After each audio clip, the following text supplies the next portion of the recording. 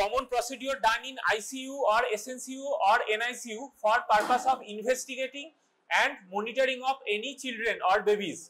It is a very common procedure, usually done by taking arterial blood around 0.1 to 0.3 ml of blood to be taken from radial artery or femoral or brachial through a heparinized syringe, and the ABG machine is usually situated in the ICU itself, and that gives result within 1 to 2 minutes. Results comes in a slip like that, the slip you get in your ATM machine after withdrawal of a money. If you try to get slip, that ABG is indicative of pH, PCO2, PO2, bicarbonate, base excess, sodium, potassium, lactate, and other parameters that are and other parameters depending on the machines. All machines does not give lactate results, but some machines do give, and calcium, magnesium can also be calculated from the results. Usually bicarbonate that is given in ABG machine comes in two forms. One is actual, another is standardized.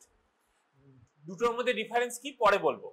So principle, the normal pH of a body is 7.35 to 7.45, normal PCO2 is 35 to 45, and a bicarbonate is 22 to 26. The value what you see in PCO2 level may be different from what you have read in your medicine books. So principle, the pH of the body is calculated through Henderson-Hasselbalch equation, that is pK or pH is equal to pK plus log of bicarbonate divided by PCO2, where pK is dissociation constant. এটা আমাদের day to day লাইফে কোনোদিন লাগে না, but এটা পরীক্ষায় ধরে তাই লেখা। Next, what is acidosis? That means blood pH is less than 7.35, concentration exceeding 45 nanomole per liter, but we do not express it like that. pH of less than 7.35 is called acidosis, and more than 7.45 is called alkalosis.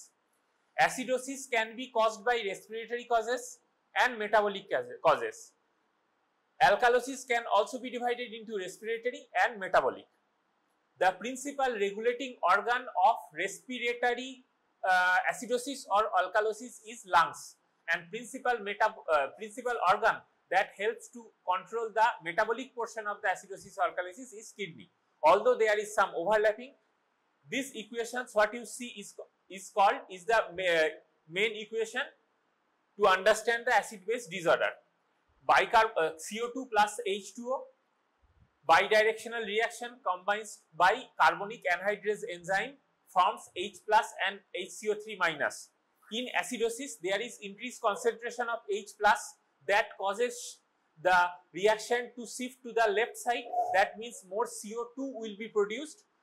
That means CO2 washout occurs through lungs. So washout of CO2 helps to decrease the acidosis. Accumulation of CO2 will cause the reaction to shift to the right side and will cause more accumulation of bicarbonate that will cause acidosis. Bicarbonate and H plus that will cause acidosis. মানে CO2 wash out হলে acidosis কমবে, CO2 accumulate হলে acidosis বাড়বে। উল্টো দিক থেকে, if the regulating organ, principal regulating organ of bicarbonate is kidney, if the bicarbonate concentration increases, that will cause alkalosis. If the bicarbonate concentration decreases, that will cause acidosis. Metabolic activity that results in production of two types of acid. One is carbonic acid, that is H2CO3, intermediate of what is formed in CO2 plus H2O. That is a volatile acid and it is derived from carbon dioxide. And there are some non-volatile acids also, like sulfuric acid, organic acid, uric acid, and organic phosphates. But our body has tremendous buffering systems that reversibly binds hydrogen ions and any change of any ions in body pH. Buffer দু রকমের হতে পারে, extracellular buffer and intracellular buffer. Intracellular buffer are proteins and phosphate.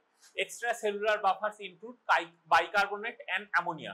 Bicarbonate কিভাবে buffering কাজ করে ওই ইকুয়েশনটাই দেখতে পাচ্ছিস, অ্যামোনিয়া কিভাবে কাজ করে পরে আসছে। নাও এবারে হচ্ছে বলতে হবে এখানে। So principal regulating organ of the body for alkalosis or acidosis in case of respiratory function is lungs and in metabolic causes are kidney. So ধর তোর বডিতে মেটাবলিক অ্যাসিডোসিস হয়েছে, কম্পেনসেশন উইল বি ডান তার ঠিক উল্টোটা, মেটাবলিকের উল্টো respiratory, অ্যাসিডোসিসের উল্টো alkalosis. ধর তোর মেটাবলিক অ্যালকালোসিস হয়েছে, কম্পেনসেশন কি হবে? Respiratory acidosis. বেশ, তাহলে তোকে যেটা পরীক্ষায় দেওয়া হবে সেটা হচ্ছে একটা, মানে বিশেষ করে এমসিকিউতে একটা এবিজি দিয়ে দেবে, সেইটাতে পেশেন্ট কন্ডিশন বলা থাকতেও পারে নাও থাকতে পারে, সেইটাতে তোকে বলতে হবে এটা মেটাবলিক অ্যাসিডোসিস না রেসপিরেটরি অ্যাসিডোসিস আর অ্যালকালোসিস। এছাড়া কিছু মিক্সড ডিসঅর্ডার হয়। Mixed disorder means there is respiratory acidosis associated with metabolic acidosis. দুদিকেই অ্যাসিডোসিস, রেসপিরেটরি অ্যাসিডোসিস মানে মেটাবলিক অ্যালকালোসিস হওয়ার কথা ছিল, but there is dual pathology, respiratory and metabolic acidosis. বা এরকম হতে পারে যে মেটাবলিক অ্যালকালোসিস তার সাথে রেসপিরেটরি অ্যালকালোসিস। আচ্ছা, তো এবার হচ্ছে যে ধর একটা পেশেন্টের মেটাবলিক অ্যাসিডোসিস হলো, ঠিক আছে, তার মানে মেটাবলিক অ্যাসিডোসিস মানে কি হয়েছে বল? তাই বাইকার্বনেট লেভেলটা কমে গেছে। তাহলে বডি কি করতে চেষ্টা করবে? Respiratory alkalosis. রেসপিরেটরি অ্যালকালোসিস করতে গেলে তাকে কি করতে হবে বল? দু রকম আছে। মেটাবলিক অ্যাসিডোসিস হয়েছে, তাহলে কি হবে? Respiratory alkalosis. রেসপিরেটরি অ্যালকালোসিস করতে গেলে কার্বন ডাই অক্সাইডটা বাড়বে কি কমবে? বাড়বে। এই ইকুয়েশনটা কি বললাম? আমি জানি গন্ডগোলটা লাগবে, সেজন্যই বলছি। দেখ দেখ সোজাভাবে মনে রাখ, ধর আমার অ্যাসিডোসিস CO2, আমার ইকুয়েশনটা কি ছিল? H2O plus CO2 H plus plus HCO3 minus. যদি CO2 আমাকে যদি আমি বাড়াই তাহলে রিঅ্যাকশনটা কোন দিকে যাবে? রাইট শিফটে যাবে। That will cause more acidosis. CO2 টাকে আমাকে যদি কমাই তাহলে রিঅ্যাকশনটা কোন দিকে যাবে? বাঁ দিকে। That will cause alkalosis. তাহলে আমি প্রথম ইকুয়েশনটা কি বললাম? মেটাবলিক অ্যাসিডোসিস হয়েছে, বাইকার্বনেট কমেছে, তাকে CO2 কি করতে হবে? বাড়াতে হবে। রিঅ্যাকশনটা বাঁ দিকে আসতে হবে, CO2 টাকে বাড়াতে হবে।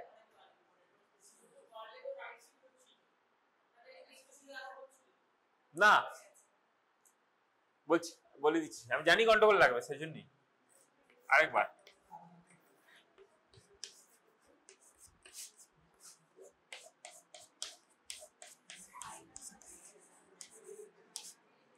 ধর আমার এই কি বলেছি আমি, ধর অ্যাসিডোসিস হয়েছে, সাপোজ অ্যাসিডোসিস হয়েছে মানে এই প্লাসটা বেড়ে গেছে, তাহলে রিঅ্যাকশনটা কোন দিকে আসবে?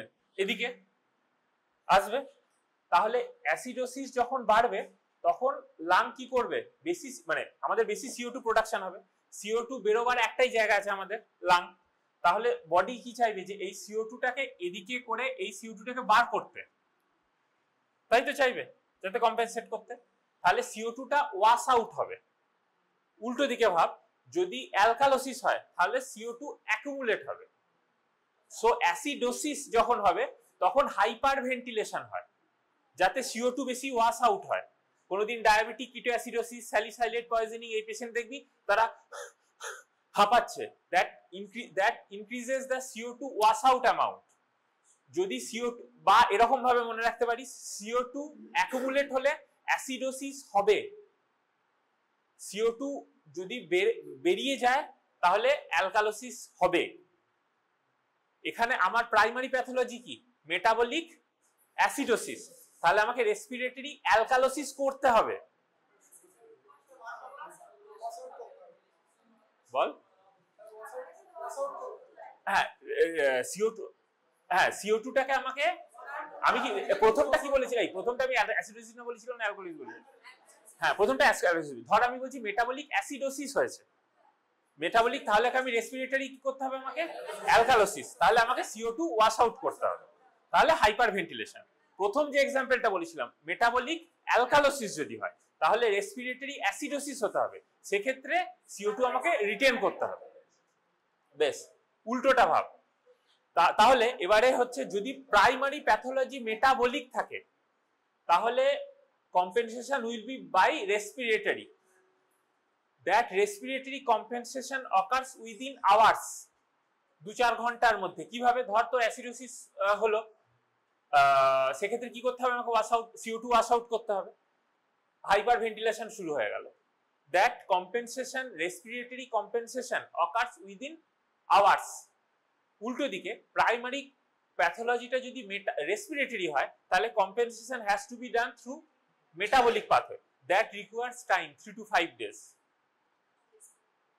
যদি প্রাইমারি প্যাথোলজিটা আমার রেসপিরেটরি আছে, compensation will ochre through metabolic pathways, that requires time, 2-4 দিন সময় লাগে। বাট প্রাইমারি প্যাথোলজি যদি মেটাবলিক হয় তাহলে দ্যাট কম্পেনসেশন রিকোয়ার্স রেসপিরেটরি, সেটা খুব তাড়াতাড়ি হয়ে যায়। আচ্ছা, এইবারে ধর একটা পেশেন্টের pH 7.15, ধর ডায়াবেটিক কিটোঅ্যাসিডোসিস, pH 7.15, ধর আমি একটা এক্সাম্পল দিচ্ছি, diabetic ketoacidosis. So is it metabolic acidosis or respiratory acidosis? Metabolic acidosis. Metabolic acidosis মানে কোনটা কম থাকতে হবে? বাইকার্বনেট শুড বি লো। ধর তাহলে pH 7.5, বাইকার্বনেট ধর 10, ঠিক আছে, diabetic ketoacidosis patient. So compensation কি হবে? রেসপিরেটরি অ্যালকালোসিস কিভাবে হবে? Carbon die oxide wash out করবে, তাতে PCO2 টা কি পাবি? কম পাবি। Very good. তাহলে that compensation will occur within hours, that compensation will try to occur within hours। তাহলে একটা পেশেন্ট যখন তোর কাছে এসছে, হয়তো কিছুটা তার অ্যাসিডোসিস হয়েছে, তারপরে কিছুটা কম্পেনসেট হয়ে তারপরে এসছে, বাট সেই কম্পেনসেশনটা কোনোদিন ওভার কম্পেনসেট করে যাবে না। মানে তার primary pathology diabetic ketoacidosis, pH ছিল 7.15, কম্পেনসেট করে কোনোদিন 7.45 এর থেকে উপরে চলে যাবে না। মানে কম্পেনসেট করে কোনোদিন মেটাবলিক অ্যাসিডোসিস রেসপিরেটরি অ্যালকালোসিসের দিকে চলে যাবে না। যদি সেটা হয়, তুই যদি সেরকম রিপোর্ট পাস, পরে আসবো, that means there is dual pathology. প্যাথোলজিটা তাহলে দু জায়গাতে আছে। যদি সিঙ্গেল প্যাথোলজি হয়, over compensation does not occur, বেশি ঠিক করে ফেলবে না কোনোদিন। বা ধর কোনো একটা অ্যালকালোসিস হয়েছে, the pH come 7.6, respiratory compensate হয়ে সেটা কোনোদিন 7.35 এর থেকে কমে আসবে না। বা আরো প্রেসাইজলি যদি বলিস, আমাদের নর্মাল রেঞ্জ একটা 7.35 to 7.45, আরো প্রেসাইজলি বললে 7.38 to 7.42। তো কোনোদিনই কম্পেনসেট করে 7.38 এর নিচে যাবে না, বা ওভার কম্পেনসেট করে 7.42 এর উপরে যাবে না। যদি আসে তাহলে জানতে হবে ডুয়াল প্যাথোলজি আছে। আচ্ছা, এইখানে তোকে দেখ, এই চারটা দেখ,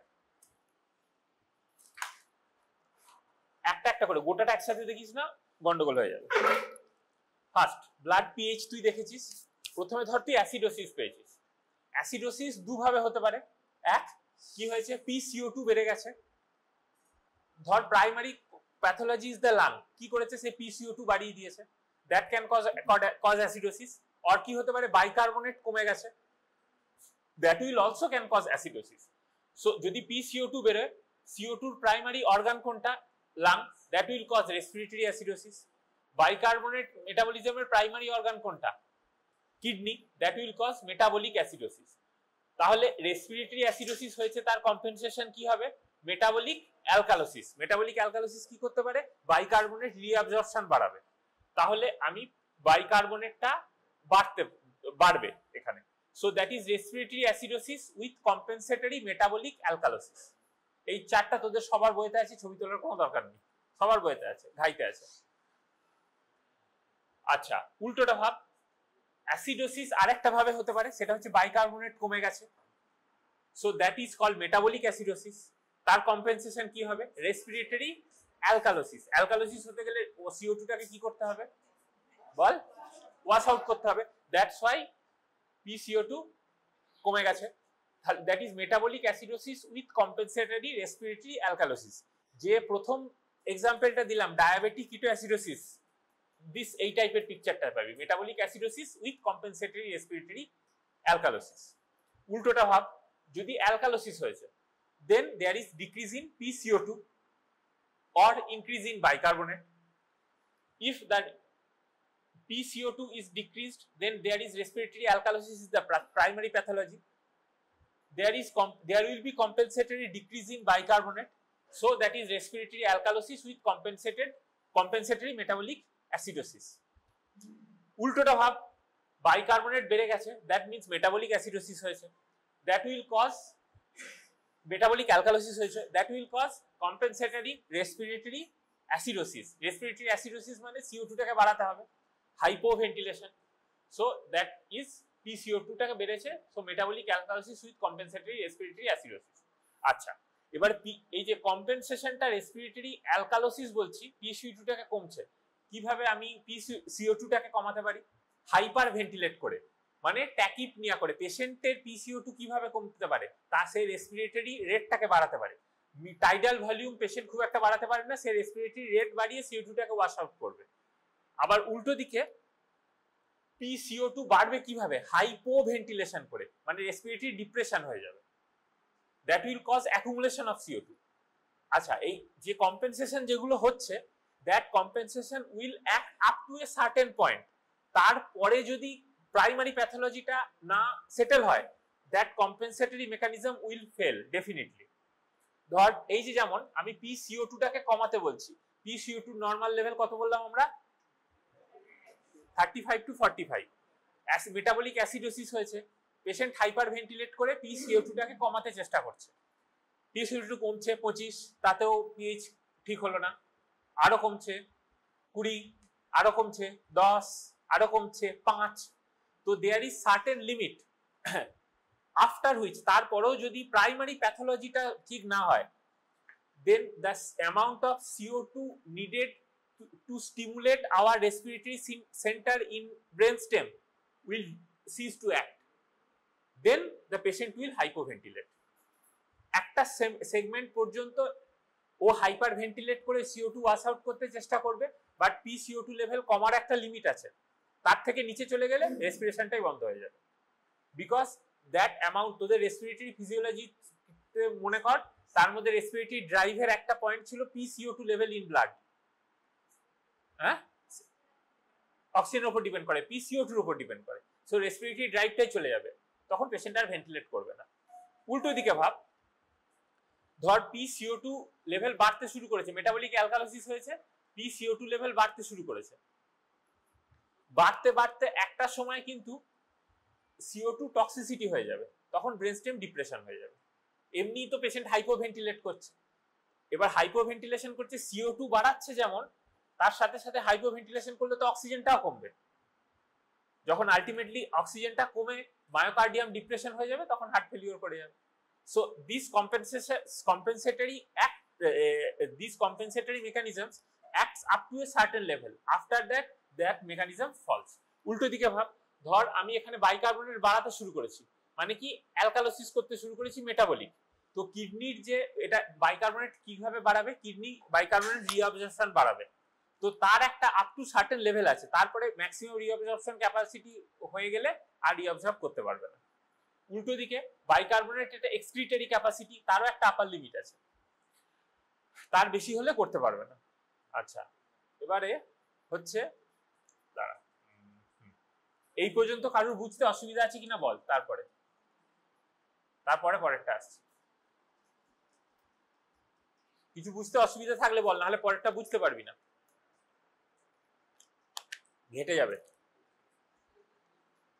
হ্যাঁ, হয়েছে তো, ভেরি গুড, খুবই ভালো। বেশ, দেখ এই চারটাও ইম্পর্টেন্ট, তাহলে এই চারটারই এবার হচ্ছে যে কম্পেনসেশন PCO2 বেড়েছে, কম্পেনসেটরি বাইকার্বনেটটাকে বাড়াতে হচ্ছে, বাইকার্বনেট কমাচ্ছে, PCO2 কমাচ্ছে। তো মেটাবলিক মেটাবলিক পাথওয়ে, এগুলো আমি মেটাবলিক, এইটা মেটাবলিক, এটা রেসপিরেটরি, কতটা কম্পেনসেশন হবে সেইটা হিসাব করা যায়, মানে কতটা PCO2 বাড়লে বাইকার্বনেট কতটা বাড়বে বা কতটা বাইকার্বনেট কমলে PCO2 এখানে কম্পেনসেটরি কতটা কমবে, সেই চার্টটা হচ্ছে এইটা। দেখ মেটাবলিক অ্যাসিডোসিস হয়েছে, দ্যাট মিন্স বাইকার্বনেট কমেছে, কম্পেনসেশন কি হবে, PCO2 কমবে। তাহলে PCO2 decreases by 1.1 to 1.5 for every 1 milliequivalent litre of bicarbonate. Bicarbonate প্রতি 1 কে কমার জন্য PCO2 1 to 1.5 কমবে। সিমিলারলি মেটাবলিক অ্যালকালোসিস হয়েছে, বাইকার্বনেট বেড়েছে, that will cause increase in PCO2। PCO2 for increase in every 0.5 to 0.51 millimeter of mercury for PCO2, bicarbonate বাড়ে 1 মিলি equivalent per litre. এই চারটা। আচ্ছা এবারে হচ্ছে মেটাবলিকের ক্ষেত্রে কিন্তু এই অ্যাকিউট ক্রনিকের ডিভিশনটা নেই, রেসপিরেটরি ক্ষেত্রে আছে, because metabolic acidosis or alkalosis are compensated by respiratory acidosis or alkalosis, that is instantaneous. 2 থেকে 4 ঘন্টার মধ্যে এই কম্পেনসেশনটা হবে। উল্টো দিকে respiratory acidosis or respiratory alkalosis are compensated by metabolic acidosis or alkalosis. So acute স্টেজে কম্পেনসেশনটা কম হবে, ক্রনিক স্টেজে 3 থেকে 5 দিন পর কম্পেনসেশনটা বেশি হবে। দেখ রেসপিরেটরি অ্যাসিডোসিস হয়েছে, PCO2 বেড়েছে, that causes metabolic increase in bicarbonate. Bicarbonate 1 করে বাড়ছে every 10 millimetre of mercury, every 10 PCO2 বাড়ার জন্য। কিন্তু ক্রনিকে সেটা বাইকার্বনেট কত করে বাড়ছে, 4 করে বাড়ছে। তাহলে that increase in compensation occurs after 3 to 5 days। Similarly respiratory অ্যালকালোসিসে যদি PCO2 কমে 1 করে, অ্যাকিউটে 1 থেকে 3 এ কমছে, আবার যদি ক্রনিকে আসে তাহলে 2 থেকে 5 কমছে। এখানে এই ভ্যালুটা মনে রাখতে হবে না, তুই ম্যাক্সিমাম ভ্যালুটা মনে রাখবি, 5 3 4 1 এইভাবে মনে রাখবি, কারণ রেঞ্জ মনে রাখলে মুশকিল হবে। So this is the maximum normal compensation that can occur। যদি কোনো ABG তে দেখিস এই কম্পেনসেশনের থেকেও বেশি কম্পেনসেশন হয়ে গেছে, তাহলে কি মিক্সড ডিসঅর্ডার আছে, মানে দুপক্ষই অ্যাসিডোসিস, তার সাথে ওটাও খারাপ আছে, দুটোই গেছে। এই চারটা তোদের বইতে আছে, দেখে নিস, এটা মনে রাখতে হবে, চারটা ইম্পর্টেন্ট। আচ্ছা এবারে হচ্ছে একটা চোথা শিখিয়ে দিই। প্রথম দিনই চোথা শেখানো ঠিক নয়, বাট MCQ তে কাজে লাগবে। তো তোকে যেটা দেবে সেটা হচ্ছে একটা ABG রিপোর্ট, সেখানে একটা pH লেভেল লেখা থাকবে। ধর আমি হচ্ছি 7.25, এই আসতে, তার সাথে ধর বাইকার্বনেট ধর কত বলবো, 20 না, ধর 15 মিলি ইকুইভ্যালেন্ট পার লিটার। আর পি না, সেটা তো আমি এক্সাম্পল দিলাম বলে, তোর শর্টকাট যেটা ধর PCO2 এটা ধর 10।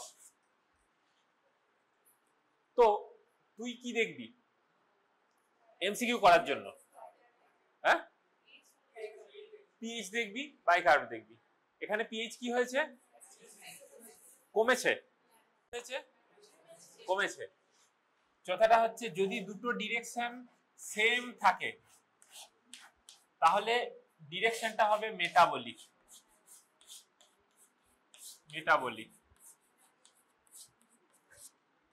এরকম ভাবে SAME সেম মানে মেটাবলিক। সব ক্ষেত্রে হবে না, মিক্সড ডিসঅর্ডারে হবে না, but most of the MCQ এটাতে ফর্মুলাতে হয়ে যাবে। তাহলে এবার মেটাবলিক বুঝে গেলি, pH কমেছে, অ্যাসিডোসিস। এটা যদি উল্টো দিকে হতো তাহলে এটা যখন আমি শেষে আরো এক্সাম্পল পড়াবো তখন বুঝে যাবি। মনে রাখবি SAME same, ME for metabolic, তাহলে মেটাবলিক হবে। pH PCO2 দেখতে পারিস বা বাইকার্বনেট দেখতে পারিস। একটা বেস্ট হচ্ছে pH দেখবি, PCO2 দেখবি, দুটোই কমছে মেটাবলিক। দুটো যদি এটা বাড়ছে এটা কমছে তাহলে রেসপিরেটরি। অ্যাসিডোসিস এন্ড অ্যালকালোসিস এটা pH দেখে বলে যাচ্ছিস। এটা করে কিছু MCQ সলভ হয়ে যাবে, সব কটা হবে না, কিছু হবে। Next, so there are different buffer systems that are present in kidney which helps to neutralize the acid base balance in our body। কি কি বাফার সিস্টেম আছে? মেইনলি 4টে বাফার সিস্টেম। এক, বাইকার্বনেট কার্বনিক অ্যাসিড বাফার, যেটা এইমাত্র example দিলাম। Second, monohydrogen phosphate dihydrogen phosphate buffer. Third, ammonia ammonium buffer and sodium hydrogen exchange in the distal tubule. 4টে buffer আছে এই ছবিটা দেখ। সো এক নম্বরটা থেকে শুরু করি। দিস ইজ, এইটা এতক্ষণ বললাম H++ HCO3, এই এক নম্বর এনজাইম ইজ কার্বনিক অ্যানহাইড্রেস। এটা রেনাল টিবিউলার সেল, এটা টিবিউলার লুমেন, এটা ইন্টারস্টিশিয়াল ফ্লুইড। এইখানে একটা সোডিয়াম প্রোটন পাম্প আছে। So excess H plus can be secreted through sodium and proton pump, and excess bicarbonate can be secreted through sodium bicarbonate pump and goes, তাহলে bicarbonate কে যদি আমার বেশি হয়ে যায় আমি এদিক দিয়ে বার করতে পারি, H plus যদি বেশি হতে পারে আমি এদিক দিয়ে বার করতে পারি। এক্সেস সোডিয়ামটা কিভাবে ম্যানেজ হবে, সোডিয়াম এটা দিয়ে ঢুকে এই পাম্প দিয়ে বেরোতে পারে। নেক্সট, এই access H plus in tubular lumen combines with ammonia to form ammonium ion। অ্যামোনিয়াটা কোথা থেকে পাচ্ছে, অ্যামোনিয়াটা তোর ইউরিনে প্রেজেন্ট, বা গ্লুটামিন, এই এনজাইমটা হয় গ্লুটামিনেজ that forms ammonia and glutamate। Ammonia is normally permeable through the renal tubular cells that combines with the H plus forms the ammonium ion। সেকেন্ডটা দেখ, disodium hydrogen phosphate plus H plus can form sodium dihydrogen phosphate and sodium। এই 2 নম্বরটা যেটা সেইটা হচ্ছে এই monohydrogen phosphate dihydrogen phosphate buffer, সেইটা হচ্ছে এইটা, এই পোরশনটা। এইটা হচ্ছে hydrogen bicarbonate carbonic acid buffer, সেইটা হচ্ছে 1 নম্বর এইটা। নেক্সট গ্লুটামেট আর glutamate, this is the third, কোথায় গেল এইটা, সোডিয়াম কোথায় গেল, ammonium buffer, ammonium buffer is the this one. এইটা এনজাইমটা গ্লুটামিনেজ আর সোডিয়াম বাইকার্বনেট এক্সচেঞ্জ, এটা নরমাল দেখতে পাচ্ছিস। এইটা ছবিটা ইয়ে করেন, এটা কিন্তু পরীক্ষা একটা শর্ট নোট পড়ে তোদের, এমনি এমসিকিউ তে লাগবে না, but in your MB examination that comes at the renal regulation of acid base balance, এইটা শর্ট নোট হিসেবে আসে। আচ্ছা, নেক্সট আরেকটা concept, this called anion gap. Anion gap means হচ্ছে there R various electrolytes present in our body। তুই কি electroneutral না positively charge না নেগেটিভলি চার্জ? কি যারা খেয়ে ঘুমোচ্ছে তারা negatively charge. So you are electroneutral, that means the amount of positive ions and amount of negative ions present in your body cancels each other, but all the anions are not measured in our routine day-to-day ABG practices, and all the cations are also not measured। So for anion gap formula is sodium, তাহলে আমরা কিছু measured cation আছে, কিছু unmeasured cation আছে, কিছু measured anion আছে, কিছু unmeasured anion আছে। So normally number of unmeasured anions is much more than that of compared to unmeasured cations। So there is this anion portion is more, so it is called anion gap। Normal anion gap কত? 10 to 40। So to achieve the electrochemical balance, number of negatively charged ions, cations, anions should equal the positively charged ions, but measured plasma anions are chloride and bicarbonate, and unmeasured anions include phosphate, sulfate, protein. এগুলো সবসময় আমাদের use মাপা possible হয় না। Under typical conditions, unmeasured anions exceeds unmeasured cations, and this is referred to as anion gap। Formula is sodium minus chloride plus bicarbonate। So anion gap is measured in practical purposes is only for measuring metabolic acidosis, right? So দুটো entity আছে, একটাকে বলে high anion gap metabolic acidosis, আর একটা হচ্ছে normal anion gap or non anion gap metabolic acidosis, সংক্ষেপে HAGMA আর NAGMA, এইভাবে মনে রাখবি, সুবিধা হবে। So the anion gap is normally 8 to 16, তোরা যেটা 10 to 14 বলি that is also correct, normally 12 average ধর। When a strong acid is added or produced in the body, hydrogen ions that are neutralized by bicarbonate results in fall in bicarbonate। তাহলে anion gap বাড়বে না কমবে বল? প্রচুর পরিমাণে acid দিলি, H plus আছে, H plus HCO3 এর সাথে অ্যাড হয়ে গেছে, তাহলে এই পোরশনটা কমবে, তাহলে অ্যানায়ন গ্যাপ কি হবে? বাড়বে।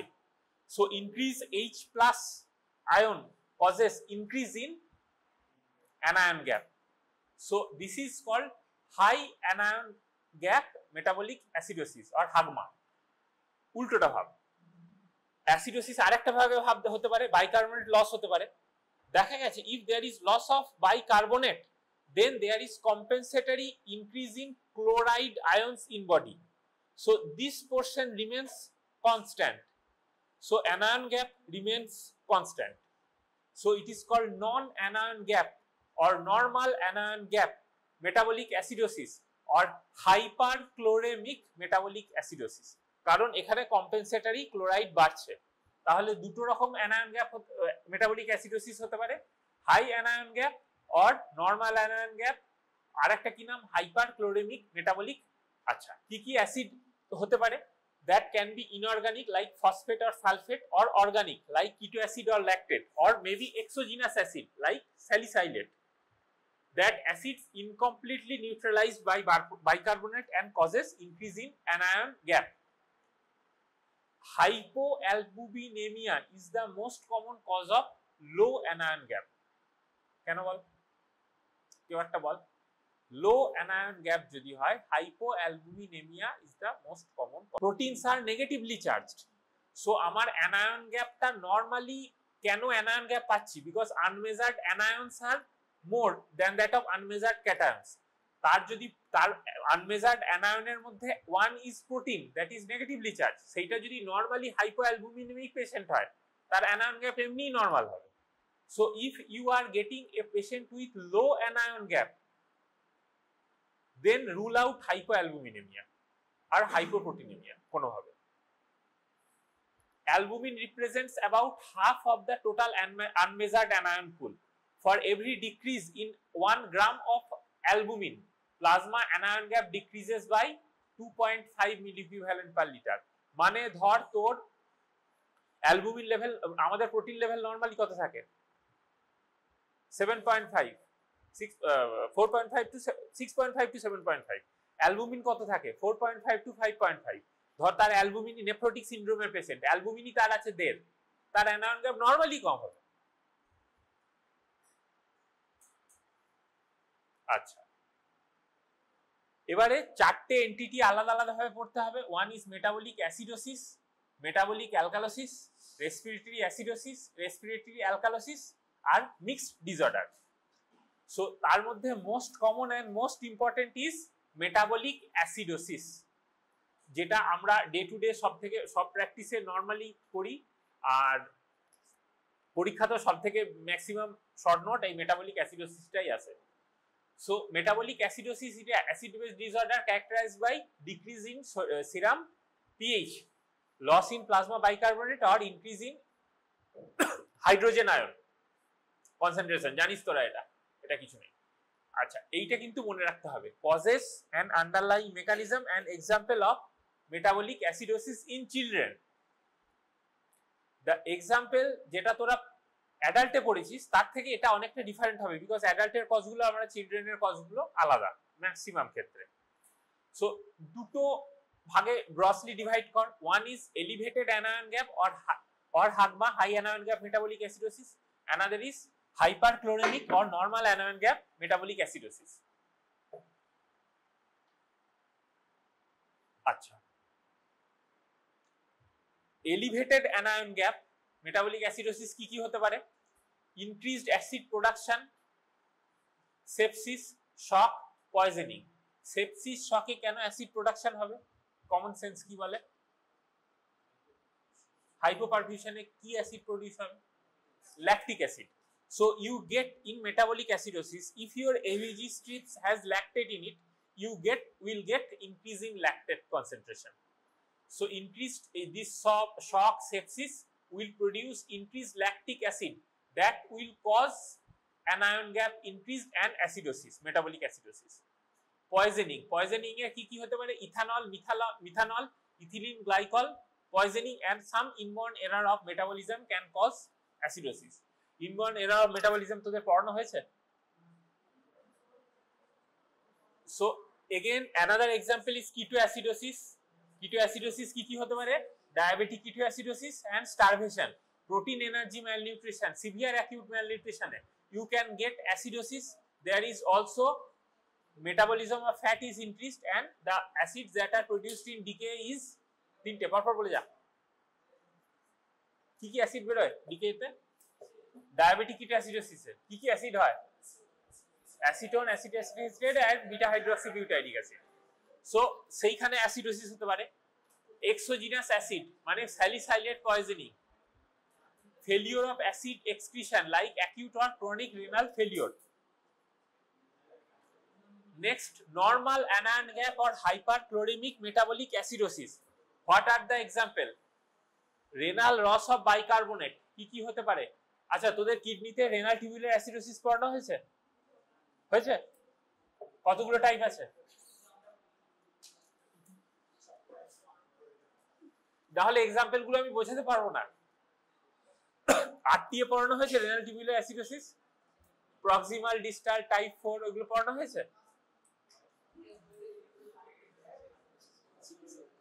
রেনাল তোদের রেনাল সিস্টেম পড়ানো হয়ে গেছে যতদূর আমি জানি।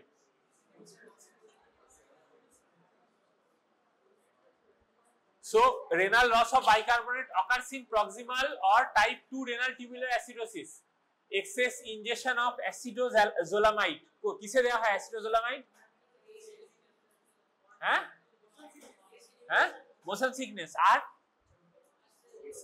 পেডিয়াট্রিক্সে গ্লুকোমা। আর ডিক্রিজড ইন কোন প্রেসার কমাতে ইউজ করা হয়? Decrease in ICP, intracranial pressure কমাতে ইউজ করা হয়। সো এইগুলো যদি পয়জনিং হয় then that will cause renal loss of bicarbonate and hyperchloraemic acidosis. Another example is gastrointestinal bicarbonate loss, প্রচুর ডায়রিয়া হচ্ছে। That urethral sigmoidostomy, rectourethral fistula or drainage of small bowel of pancreas, এইগুলোতে প্রচুর পরিমাণে fluid loss হয়, that causes loss of bicarbonate. Decreased renal hydrogen ion excretion like renal tubular acids type 1 and 4 and potassium sparing diuretics. Example, spironolactone. Very good. Increased hydrogen chloride production, parenteral alimentation, increased catabolism of lysine and arginine, ammonium chloride ingestion. এগুলো মনে রাখতে হয় না অতটা। তো এই example গুলো এর একটা শর্টকাট আছে, সেটা হচ্ছে মাড পাইলস। কি কি? এটা হচ্ছে শুধুমাত্র নরমাল অ্যানায়ন গ্যাপ মেটাবলিক অ্যাসিডোসিসের। Mud piles, methanol poisoning, uraemia. Uraemia means এখানে আমি acute or chronic renal failure বোঝাতে চেয়েছি। DK is diabetic acidosis, P for paracetamol poisoning or any kind of poisoning, I for inborn error of metabolism, E for ethylene glycol poisoning, L for lactic acidosis. তার মধ্যে কি কি আসবে? Protein energy malnutrition, shock, sepsis চলে আসবে। S for salicylate poisoning, mud piles. Elevated anion gap এর pneumonic হচ্ছে mud piles। আর একটা নরমাল anion gap এর একটা নিউমোনিক আছে, নিউমোনিকটা অতটা ভালো নয় বাট ওই আর কি। একটা হয় বলে DRC বলে একটা নিউমোনিক আছে, ভালো কিছু নয়। ডায়রিয়া, রেনাল টিউবুলার অ্যাসিডোসিস আর হচ্ছে ক্লোরাইড ইনজেকশন। তো এটা মনে রাখতে পারিস, নাও পারিস, এমনি মনে রাখতে পারিস বিকজ এটা শর্ট নোটে আছে, সেই জন্য নিউমোনিকটা বললাম। মাড পাইলস। আচ্ছা, সো এবার তোরা বল যে what are the clinical features of metabolic acidosis, কি কি হতে পারে? বানি বল। কার্বন ডাইঅক্সাইড বেরোবে, তাহলে কি হতে পারে? Tachypnoea, Kussmaul breathing or acidotic breathing. Tachypnoea, hyperventilation, সেটা একটা পাবি। সেটা initial compensatory mechanism, tachypnoea, hyperpnoea. If the acidaemia is severe then Kussmaul breathing. Kussmaul breathing কেমন? রেট বাড়বে, ডেপথও বাড়বে, রেটও বাড়বে, ডেপথও বাড়বে। আচ্ছা, এইটা মানে তোদের ফিজিওলজিতে ছিল, দিস ইজ কুশমাউল ব্রিদিং। এই রকম দেখবি, এরকম রেট ডেপথ দুটোই বাড়বে। মানে যদি এটা আমি নরমাল ভাবি, আর এইটাকে কি ব্রিদিং বলে?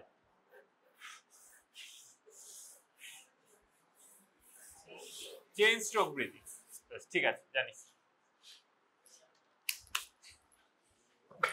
So in diabetic ketoacidotic patient you can get typical Kussmaul breathing.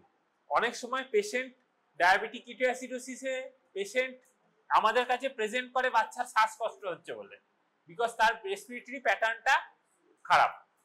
আচ্ছা, তো এবারে হচ্ছে পিএইচ তাতেও কমছে না, তাতেও বাইকার্বনেট কমতে শুরু করেছে। That will ultimately lead to arrhythmias and myocardial depression. আরেকটা কি হতে পারে, রেসপিরেটরি মাসেল প্রচুর হাইপার ভেন্টিলেট করছে, দ্যাট কজেস রেসপিরেটরি ফ্যাটিগ।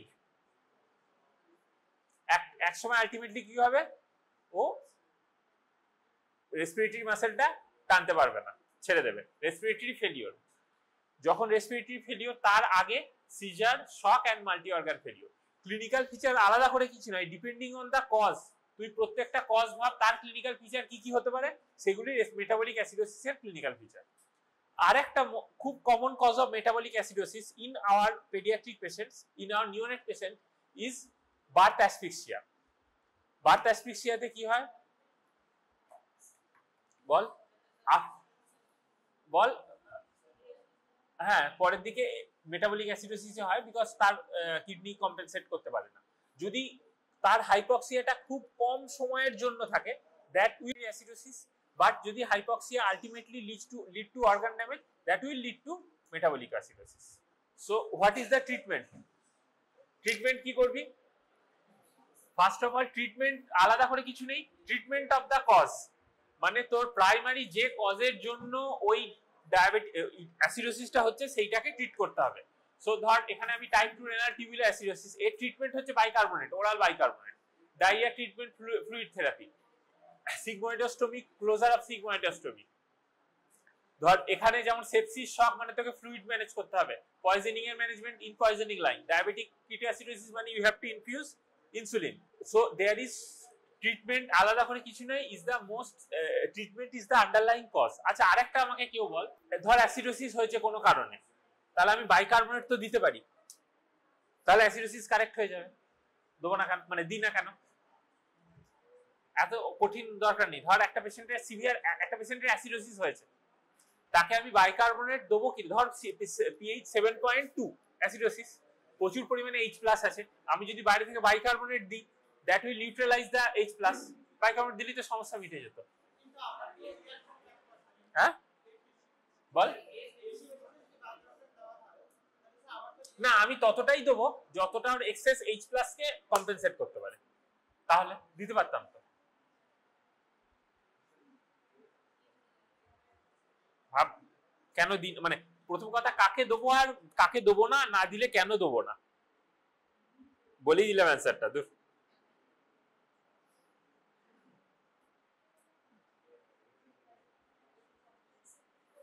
বল ভেবে বল। যার রেসপিরেটরি প্যাসেল ফ্যাটিং হয়েছে তাকে ভেন্টিলেশনে দিতে হবে। না, সেটা তো ফ্লুইড রেসপন্সিভ শক, ফ্লুইড নন রেসপন্সিভ শক, ওটা তুই শকের ডিভাইড বলছিস। হ্যাঁ, যারা কম্পেনসেট করতে পারছে না, তো আমি কত দূর অবধি বাইকার্বনেট দেবো না। দেখা গেছে ইফ দ্য কিছু কিছু গাইডলাইন বলে 7.1 এর নিচে গেলে আমি বাইকার্বনেট দেবো, বা কিছু কিছু গাইডলাইন বলে 7 এর নিচে দিলে আমি বাইকার্বনেট দেবো, ডিপেন্ডিং অন দ্য সিচুয়েশন। আবার মেডিসিনের লোকেরা 6.95 গেলে তবে বাইকার্বনেট দেয়। But bicarbonate therapy is the not the treatment of choice. কি করতে পারে? that bicarbonate, excess bicarbonate can cause extracellular fluid overload that can also lead to myocardial failure. প্রথম কথা, সেই এক্সেস বাইকার্বনেট ফ্লুইড ড্র করবে intracellular space থেকে, that will can cause pulmonary edema and myocardial failure. So excess bicarbonate কোনোদিনই দেওয়া হয় না, আর যদি দেওয়া হয়ও সেটা খুব স্লোলি দেওয়া হয়। একটা ফর্মুলা আছে, it is called amount of bicarbonate required is body weight into base deficit into 0.3. base deficit মানে কি? মানে আমার বাইকার্বনেট ধর 15, আমার নরমাল 22, তাহলে বেস ডেফিসিট হলো 7, 7 into 0.3 into body weight. This is the total amount of bicarbonate needed. তার 50% correction করা হয় ওভার 8 আওয়ার্স, বাকি 50% ওভার 16 আওয়ার্স। মানে টোটাল কারেকশনটা হট করে দেবো না, স্লোলি দেবো। প্রথম 8 ঘন্টায় 50%, তারপরের 16 ঘন্টায় 50%। কোনো কোনো ক্ষেত্রে যদি, বিশেষ করে জানি না তোদের মেডিসিনে কি পড়ানো হয়, সেই কারেকশনটা ওভার 6 ঘন্টাও করা হয়। প্রথম 2 ঘন্টায় 50%, বাকি 4 ঘন্টায় 50%। এইভাবে। So alkali therapy is indicated in salicylate poisoning, acetyl salicylic acid, or inborn error of metabolism, or in those with pH below or equal to 7 or less than bicarbonate 5, as in severe acidosis can produce myocardial dysfunction. সেই জন্য একমাত্র তখন আমরা alkali therapy bicarbonate দেওয়া হয়, তার আগে দেওয়া হয় না। আর কি treatment of the cause, treatment of the cause কি কি, যেমন ডায়াবেটিক কিটোঅ্যাসিডোসিসে আমরা কি ইনসুলিন দিই, ফ্লুইড এন্ড ইনসুলিন। ইনসুলিনটা কি টাইপের ইনসুলিন ইউজ করা হয়, আইভি তো বুঝলাম, কি টাইপের insulin, short acting, long acting, rapid acting, regular, কি ইউজ করা হয়, রেগুলার ইনসুলিন, রেগুলার ইনসুলিন। এটা হচ্ছে মেটাবলিক অ্যাসিডোসিস। এর ছাড়াও আরেকটা অ্যানায়ন গ্যাপ আমরা বললাম, ব্লাড অ্যানায়ন গ্যাপ, আরেকটা জিনিস হচ্ছে ইউরিনারি অ্যানায়ন গ্যাপ বলে একটা জিনিস আছে, সেটা আমি তো পরের দিন বলবো, একসাথে করলে ঘেটে যাবে। তো পরের দিনের টপিক থাকবে আমাদের respiratory alkalosis, acidosis, metabolic alkalosis, তার সাথে মিক্সড ডিসঅর্ডার গুলো।